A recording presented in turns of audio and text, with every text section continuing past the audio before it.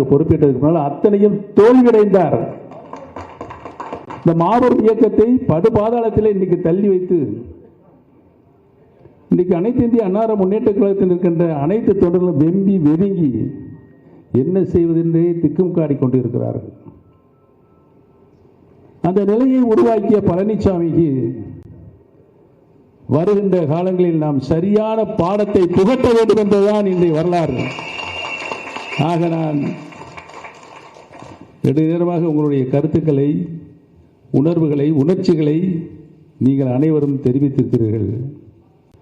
பல கூட்டங்களில் நாம் பல்வேறு பிரச்சனைகளை பேசி முடித்து விட்டோம். இன்னைக்கு மக்கள் நம் மீது மிகுந்த அக்கறை கொண்டிருக்கின்றார்கள் என்பதுதான் உண்மை.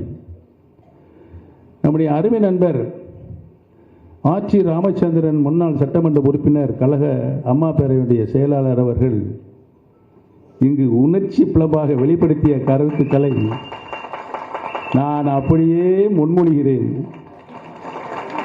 நம்முடைய கழக இணை ஒருங்கிணைப்பாளர் அருமை சகோதரர் வைத்திலிங்கம் அவர்கள் எரிமலையாக வெடித்து அந்த கருத்துக்களை நானும் வழிமுறிந்து நீங்களும் வழிமுறிந்து ஏகமனதாக தீர்மானம் நிறைவேற்றுவோம்.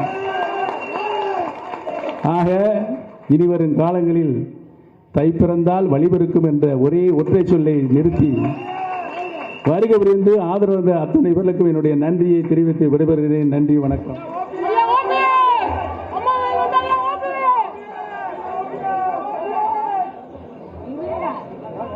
உடனுக்குடன் செய்திகளை தெரிந்து கொள்ள சன் நியூஸ் பெல் ஐகானை கிளிக் பண்ணுங்க.